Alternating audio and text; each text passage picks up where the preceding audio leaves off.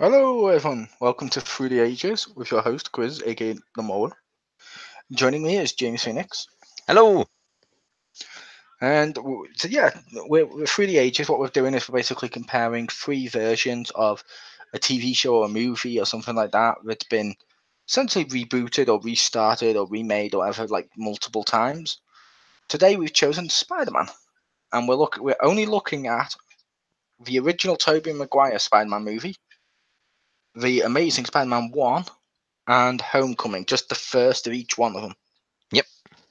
In case people wonder why we haven't included the sequels, or if we haven't, why we haven't included the TV movies and stuff, because we're like, no, we're Yeah. just going with those three for this. Right. And these are action films, kind of. There's a lot of other stuff in there, but I'll start with action. I'll let Okay. Jim go. Best and worst action. It's up to you which order you want to go. You can probably go best, go and worst, then best. Okay. So for the worst action, I kind of have to give it to Homecoming because there were really only two action scenes. There was save the boat, which he failed. Iron Man had to do it for him, and the scene with the plane, which he disabled and took the plane down, but there wasn't even really a fight. So it seemed like there was a more lack of action in Homecoming. There was other action.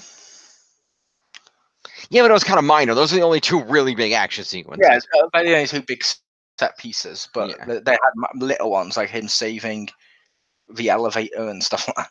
Right, that was pretty cool. I give him that. Yeah, that wasn't bad. But yeah, overall, I just felt like the action was the weakest in that movie. That makes sense.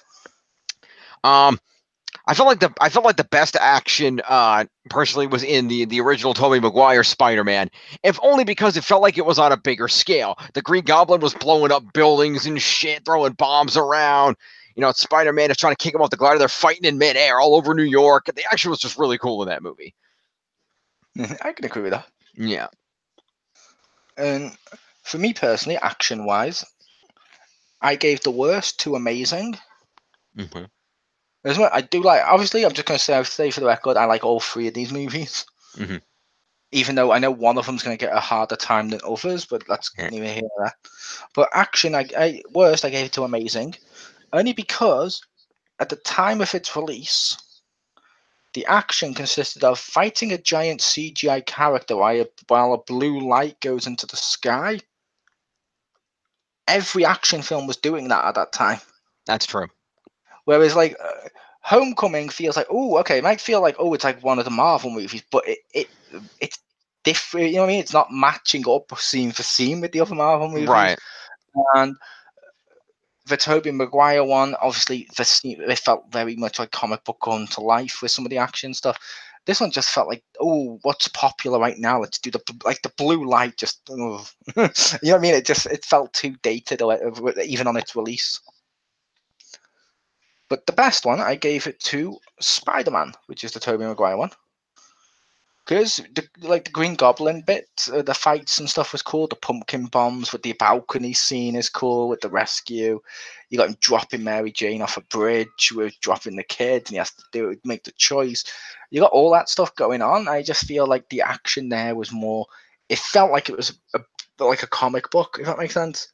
Mm-hmm. And I felt like, oh, this is what I want from a Spider-Man movie. And of course, the ever important fighting on and around giant parade balloons. Yep. Which that was pretty cool. Yeah. But next, I'm going to go with the parental figures. Or Okay. figure. I go on figure and I put Z in brackets Mm-hmm. because not all of them includes two. Right. Okay.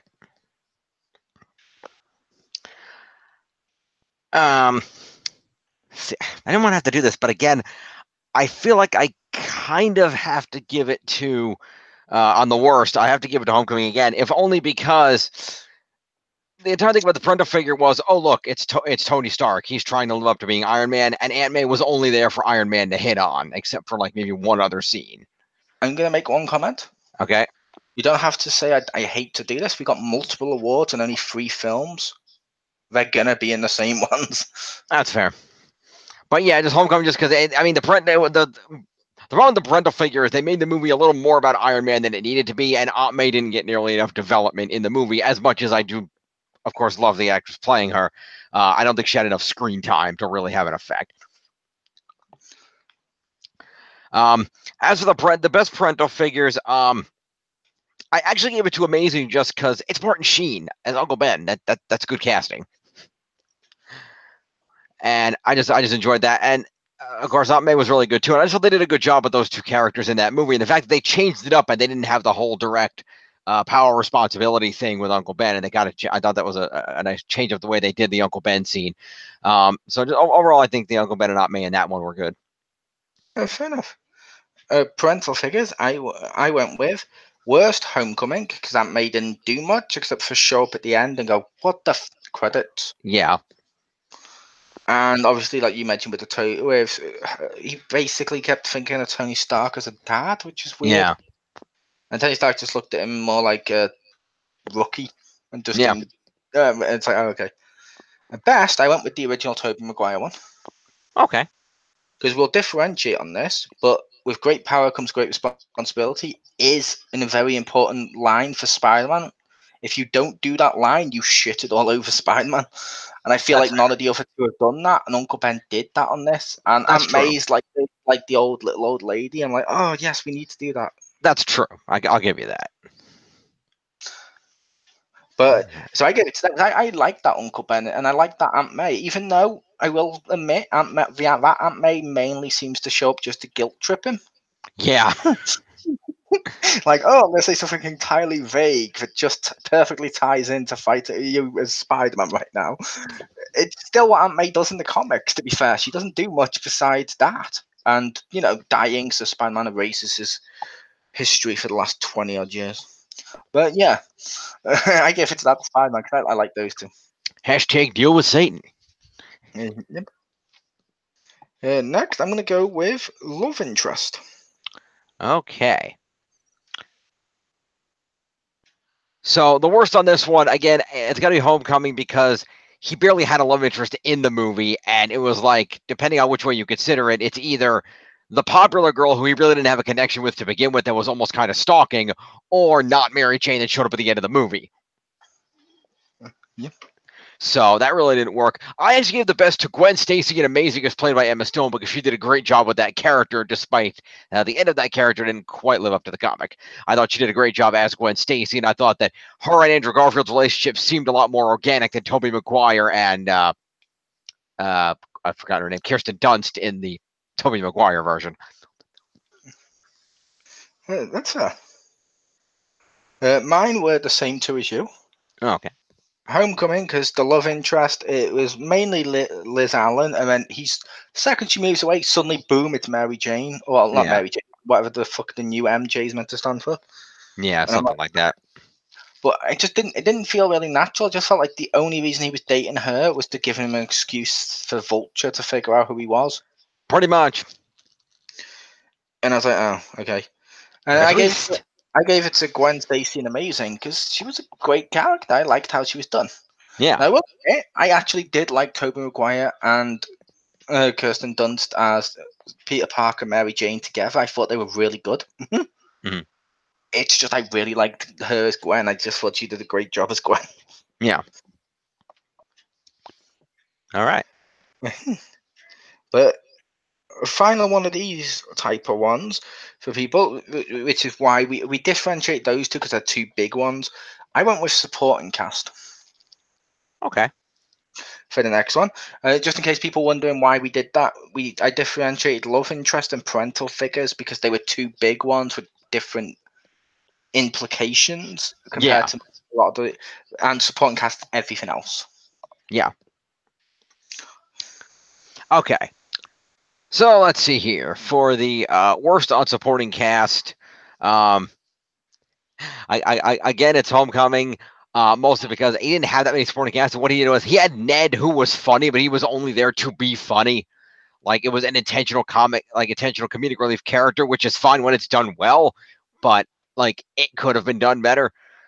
He just had like a couple of cheap laughs here and there. And then again, we already talked about the love interest, and we talked about the lack of using Aunt May properly in that movie. So really the primary supporting cast in that movie is Tony Stark as Iron Man, who is just there to be Iron Man and sell the movie.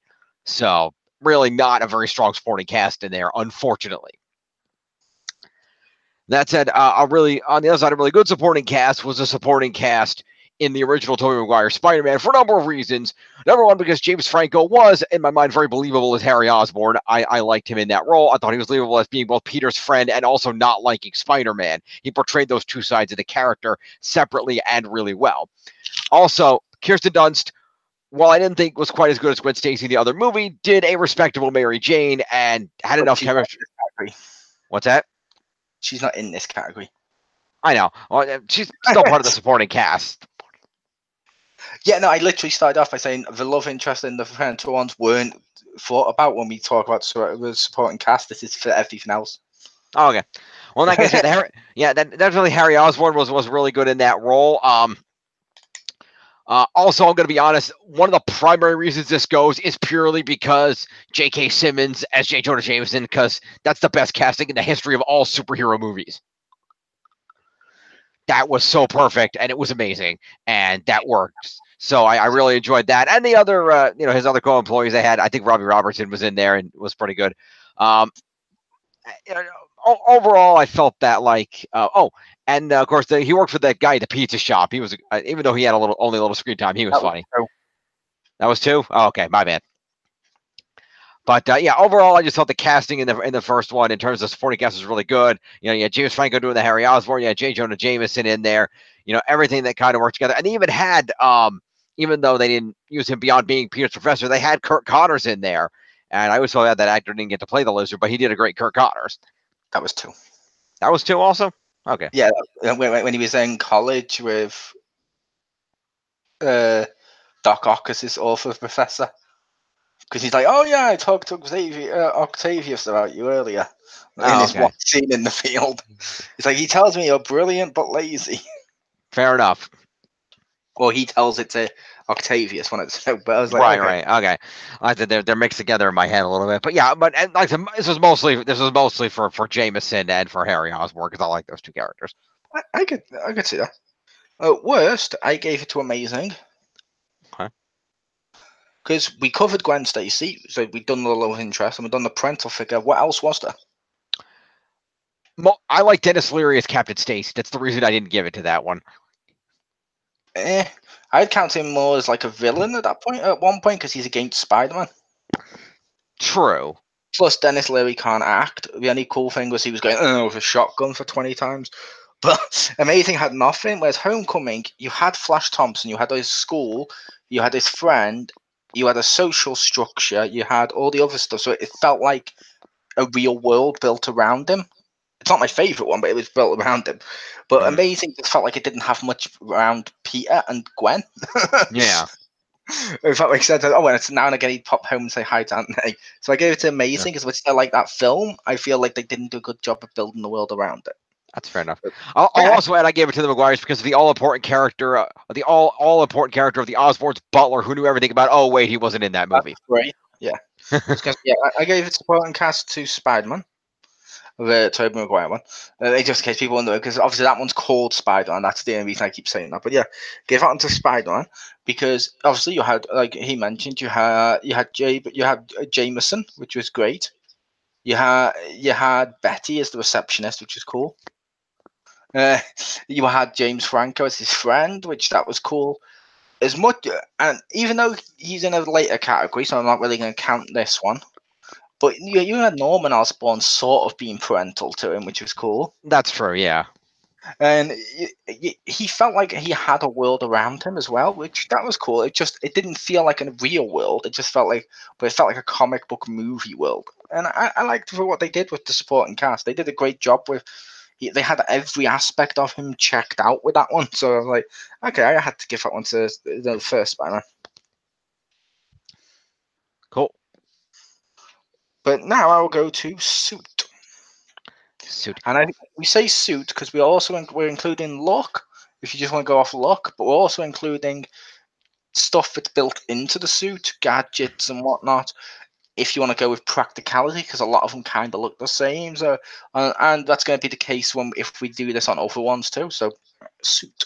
Yeah, this was probably the hardest category for me because there are things about each of the suits and their armaments that I liked and things I didn't. And so trying to pick was really hard.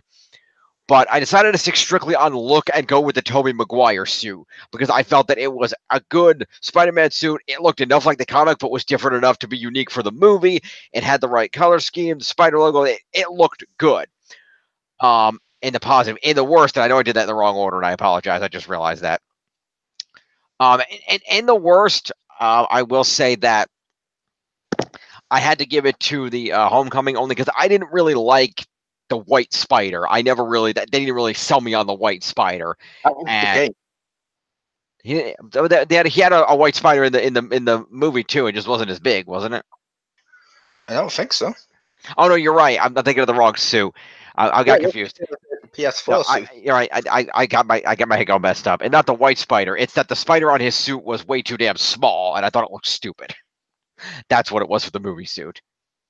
It was that he had the smallest spider of all the different Spider-Mans on the suit, and I'm like, that should be bigger. It looks tiny. Why is it so tiny? Make the spider bigger. I didn't. That's his suit with a normal size spider. That seems a little small to me because the Maguire and Garfield ones were bigger than that.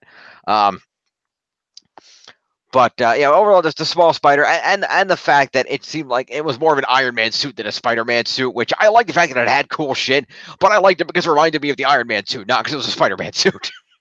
It's like that's not how that should be. But I did like the Tobey Maguire one because it did proportion well. The color scheme was good. It really sold like a suit that he had made himself for the purposes of being the character, as opposed to being made for the purposes of showing off in a movie. And so I thought the realism was there. The one thing that I did strike against it, even though I did give it best suit, is the fact that in that one, the webbing in his webbing is organic as opposed to being the web shooters. And that's the one thing I did go against it, but I chose to overlook that because of the overall aesthetic of the suit. And that's fair. And for me, I went with worst. I went with Homecoming. It's got the visor inside there. It's got all the Iron Man shit, which would be fine if that was only on the Iron Spider suit later on, but it's not. It's given to him by Tony Stark. Tony Stark does the webbing on it and everything like that, which means none of his suits him. It takes away from the intelligence of the character, which is an important aspect. So, I gave it to Homecoming. Also, the suit with the lines and stuff, I don't think it looks as good as a normal Spider-Man movie suit with the black lines going up the arm and stuff. It looked cool when I played on it. Used it on the PS4 game as an extra costume, and I don't hate it. The look of it, I just don't like the real world or what you call it, or the film world of it. It's basically Tony Stark's suit. Where constantly all the way through it, he's using training wheels because he can't even handle the suit. Yeah. And I'm like, no. If he can't handle that, what's he going to do when he gets to the black suit? Yeah. And best, I gave it to Amazing. Oh, okay. With the Tobey Maguire one, I didn't feel like he made it himself. That's one of the things I hated with it when I mentioned with the Amazing one. Because the webbing was too professional and sticking out for him to have sewn it together with the stuff they tell you he did. Whereas this one, he's actually ripping off parts of Oscorp to get the stuff. He gets the actual web shooters, which is cool. He has the proper suit. And when he's doing it, you can see him actually work on the suit and fix it up a bit at first. Like when he first does it, he has a different mask as opposed to what he does later on. And I just feel like it was the most natural looking suit while also being Hollywood. Because there was some liberty. Like I don't think he could have made that suit himself. I have a train. Yeah, sorry, that's outside. But yeah, that's fine. It's gone now. But yeah, I heard.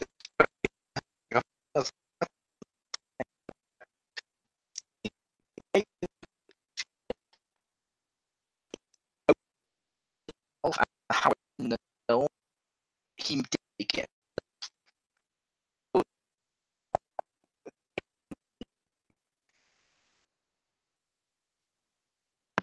I will go to the next one, which is I'm going to go with villain. Okay. Now, this is one I honestly was able to pretty easily give and to well, the worst villain is clearly the Lizard from Amazing because that was just a fucking CGI monstrosity. As much as I give credit to Rhys Ifans for trying to play the character, and he did a decent Kirk Connors, I just felt that the lizard in its form just looked really fucking stupid. It was not believable. The CGI was just not good in that movie. For the best, I actually give it to Homecoming because I really like Michael Keaton's Vulture. I like the fact that it wasn't just, you know, because it was, for me, it was between him and Willem Dafoe Goblin. And while I like the Goblin, I thought about Vulture. I realized I like Vulture more because he has a backstory, that he has a reason for being a villain. Whereas the Norman Osborn, it's just, I'm rich and I'm impatient, so I'm testing experimental shit on myself. Whereas with Vulture, he's still fully in control of himself, but he has a reason. He and all of his longtime friends and coworkers lost their job because of Tony Stark. You know, all these super beings are starting to take over and threaten everything they care about and love. There are going to be ordinary citizens that choose to do what they can to get hold of some stuff to fight back and to try to maintain a little bit of what they see as their world. And I think it makes complete sense for for Toombs to have done everything that he did. And I felt that he was really both acted well by Michael Keaton, and that the story they wrote for him was really cool. And I like how the tech was from, scrap tech from this. They explained where he got the tech. It wasn't just that he happened to invent a flying suit. It was how he got the tech, how he used it, his crew. It all worked really well together to make him a believable villain who was both threatening but also understandable on another level. Fair enough. For me, villain worst, I gave it to Homecoming. Yeah, okay. That was a terrible Vulture. It's a completely different backstory to what Vulture's meant to have. Mm-hmm. The suit looked fucking shit. It's the worst looking villain in all of the Spider-Man films, including the sequels. When he gets the stuff on him, where it looks like basically they just took the glider from one of the previous films and just shoved it on his back. I'm like, yeah, done. And I'm like, no, I don't like that. And it just felt like the Green Goblin again. Of, oh, let's go in the air. He's this rich guy thing. Oh, his child happens to know Peter. I'm like, oh, you're just doing Green Goblin again.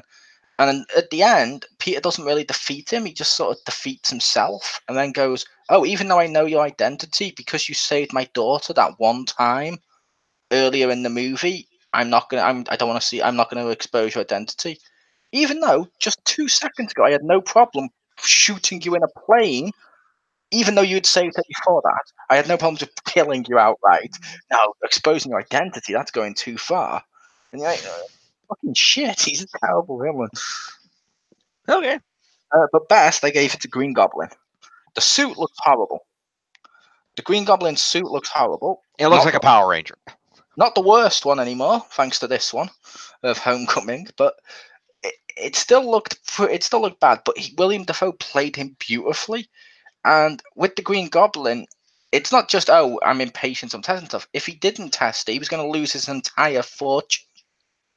They mentioned they were going to pull the contract, and that was going to cost Oscorp their entire business. And as anyone who knows Norman Osborn knows, he likes his power. Mm-hmm. He likes his money. He likes all of that stuff. So he was going to do it. He tested it on himself. The gas made him go crazy.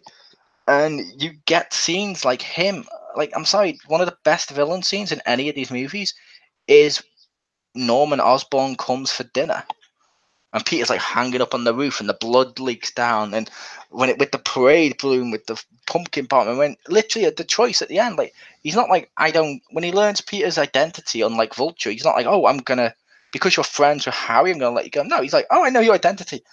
Bye. And drops Mary Jane off a bridge. And like, go ahead, save him. And he's trying to turn Spider-Man evil. Like that scene with the fire, and he throws the little blades at him, and he sits him on the rooftop and just has a little chat with him. Like, okay, now listen up.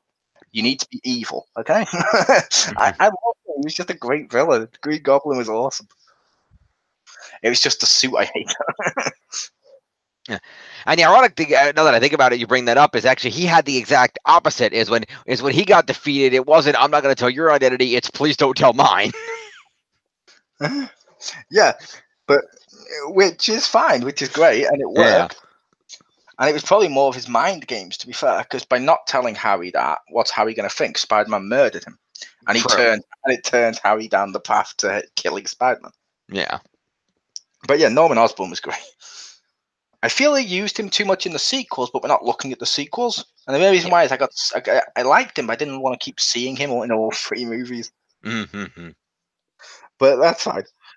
Next one I'm going to go with is the recognizable elements. Okay. Which film did stuff the closest to what you think of Spider-Man? Yeah. Well, obviously the worst on that is Homecoming, because the only recognizable elements were that his name was Peter Parker, he goes to a high school with a couple of no-name characters, and has an Aunt May. Beyond that, nothing in that entire movie is Spider-Man. So, yeah, that was definitely the worst. The best, I felt that Tobey Maguire one got it best. I felt overall in terms of the elements, because I felt like they had Peter, that they had the idea that he was in high school, they had the idea that he was working for the Bugle part time, they had that he was friends with Harry, and then he was with MJ, and then Flash Thompson was bullying him at school. They had all the aspects that you really think of when you think of Spider-Man, to the point of even having a random dude on the sidewalk singing Spider-Man's theme song. Yep. It felt like a Spider-Man comic book brought to life, and I thought they really did well with the overall elements in that movie. Fair enough. For me, same as you. Worst, I gave it to Homecoming, just because some elements are recognizable, like how he's trying, and some elements of Spider-Man and other stuff are recognizable. Like I feel like the scene where he's trying his best to get in there and save people, hold the lift open, and hold the elevator, I should say, even though it's a lift for me, but holding the lift up for him and stuff. It's very Spider-Man, but I feel they messed up a hell of a lot. Like, if you showed anyone the Vulture in the comics and showed him that, you wouldn't recognize him as the Vulture. That's fair. If you tell anyone who Spider-Man was, you're not going to recognize him with the suit that does all that, which is cool because it does explain mask squinting. Yeah, cool. I did like that. Yeah, the mask was good. So I'm going to give props to that, but a lot of the other elements just no, more no. And the best I gave to Spider-Man because you even had the origin of him working as a wrestler and turning Bonesaw. Yep, and backing away and being like, "It's not my," and backing away, and just letting him go, and then it turns out he killed Uncle Ben. Forget the third film; we're just looking at the first one. Yep. When he confronts him and he finds out, he's like, oh, and he actually starts to panic, and the guy's like, when he goes to shoot, and Spider-Man just quickly goes and snaps his wrist, which is great. But they did that. They had the Bugle's an active thing in that world, which is great. And I feel like the Bugle or Jameson, because like the new game where he's doing radios for modern day, because let's face it, print is almost dead. That works. But I feel like they did a lot of the stuff well. Like, they had Oscorp, they had all of that stuff, and it just felt more like recognizable Spider-Man. Homecoming just felt like we need to put Spider-Man into what we've already built. Yeah, very much so.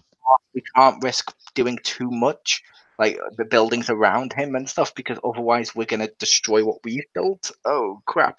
This like the bare minimum required, and then the rest was MCU stuff. Yeah. The final, well, we've got 2 more coming up, but this one is it's the best Spider-Man himself and worst. Yes. So for the worst Spider-Man, I felt like I had to give it to Homecoming, only because I respect what Tom Holland was trying to do, but I feel like that Spider-Man was just lacking in some areas. He didn't banter that well with enemies. He didn't seem like he seemed like he was smart, but not nearly as smart as he was supposed to be, given that he didn't do any of the inventing or the suit designing or any of the shit he's supposed to do. So even though they kept saying how smart he was, we never really got to see how smart he was. And I just felt like it was a weak Spider-Man. Like you said, the problem is they were trying to shoe him into an existing world, and so they really didn't. Everything was just handed to him. He didn't have time to develop on his own as a Spider-Man, except to learn, maybe I shouldn't tackle the big bad guys right away. I'll stick with the little guys for now. Like, that's a good lesson, but I feel like too much of what's supposed to be Spider-Man was lost. It didn't come through with that version. Um, Surprisingly, I actually gave the best to Amazing. As much as I did like Tobey Maguire's Spider-Man, I felt that he failed a little bit on the Peter Parker side of things, whereas Andrew Garfield, while his Spider-Man was still stronger than his Peter Parker, I felt he did pretty well with both. He seemed like your average everyday high school kid who was dealing with these problems and these sudden powers and abilities. He bantered great in fights. Of course, the iconic car thief scene, one of my favorites in any Spider-Man movie.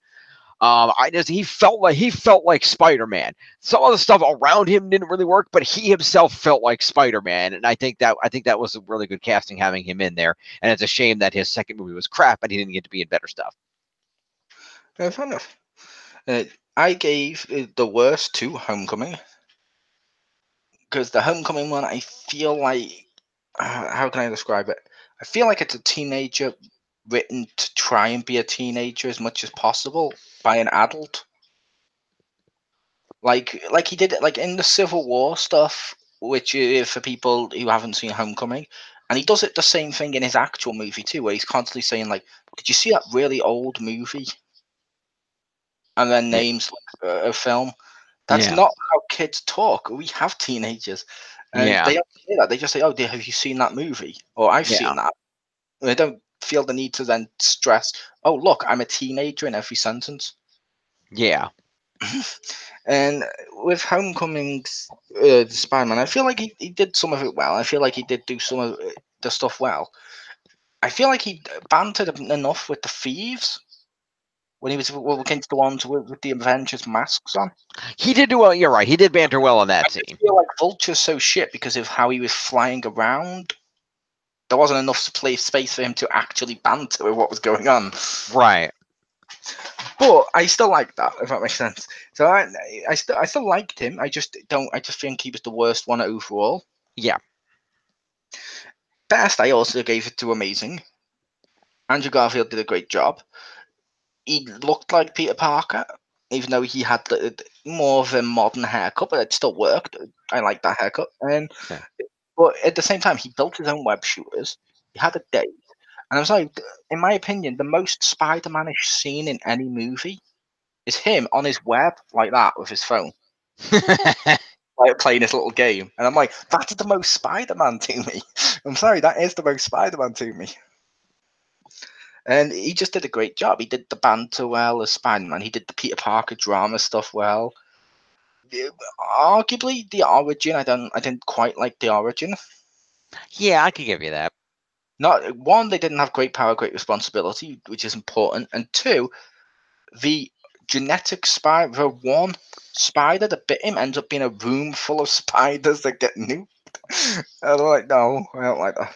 Yeah. But as the character, I still think he played him well, and I like that. Yeah. So last one, and I'll let Jim go first for this one. I went with story. Well, technically not the last one, but No, the last one of them before we go to the film itself. right. Okay.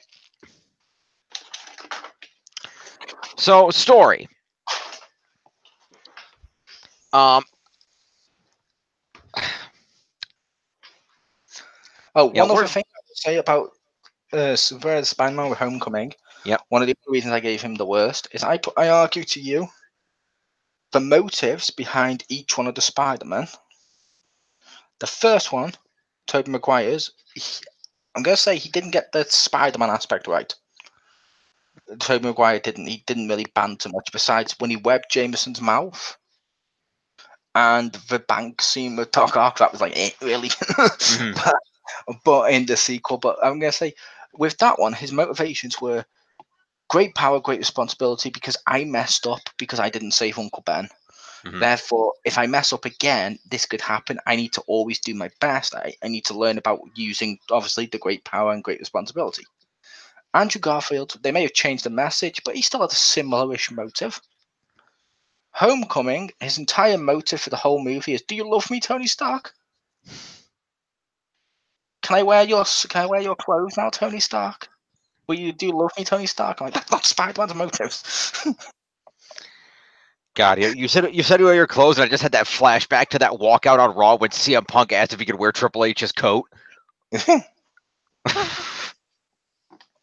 But that's literally what that movie was, and the whole movie was him trying to win over Tony Stark's approval for most of it.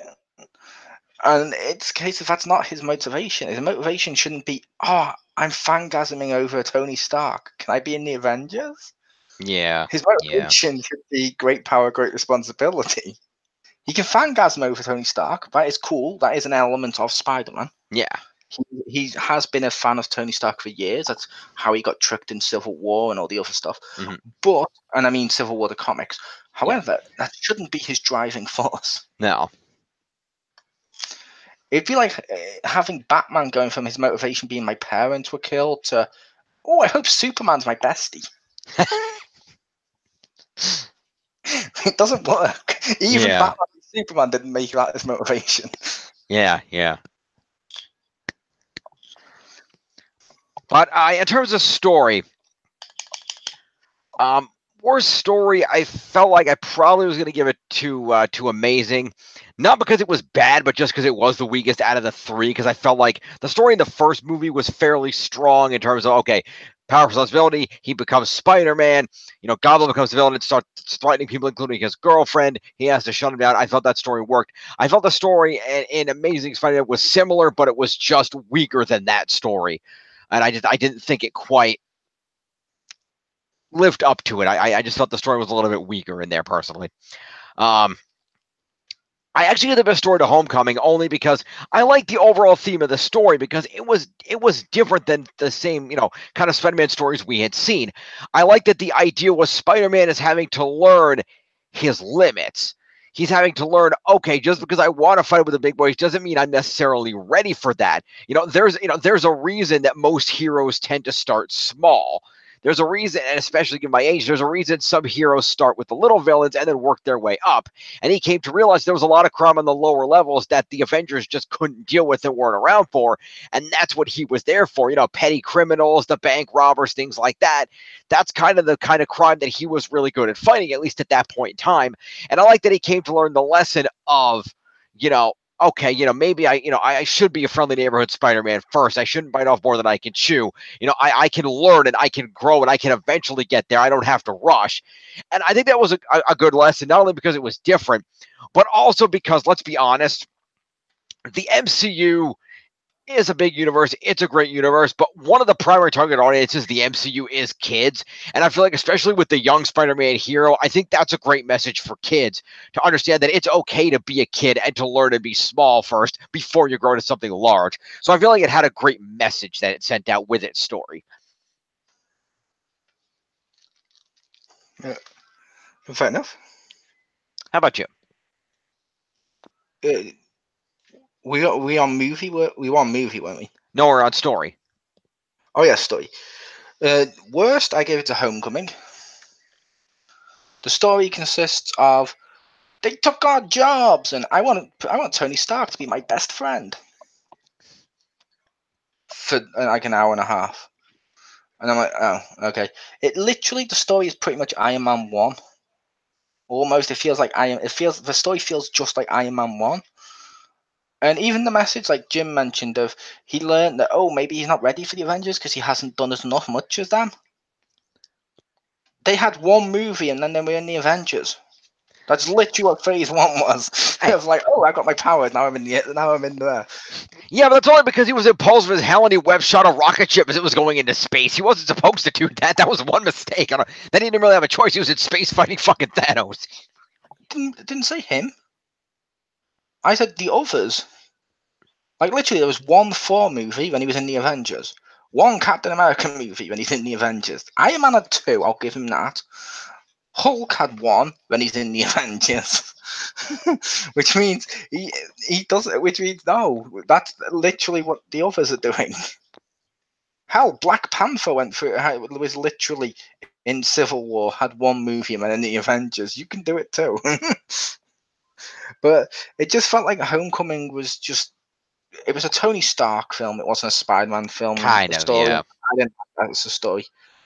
The best story, I've given it to the first Spider-Man movie. Because I feel it flows like a proper Spider-Man story. You have a load of cool elements with the story. Like you have his wanting Mary Jane to love him. with the kiss of the rain. Fight with the Green Goblin. The end funeral scene is brilliant. You have all these feels like it's getting lost in sub story. So I feel like the first Tobey Maguire one does have a better story. Okay. So I gave it to that one. That's that one in terms of story. And now it's the final one, which is best and worst overall award. Yes. And this is either based on your previous ones, of which awards mean the most to you, or just in your general feeling as well. So best and worst movie, turn over to Jim. Okay. So for the worst movie, I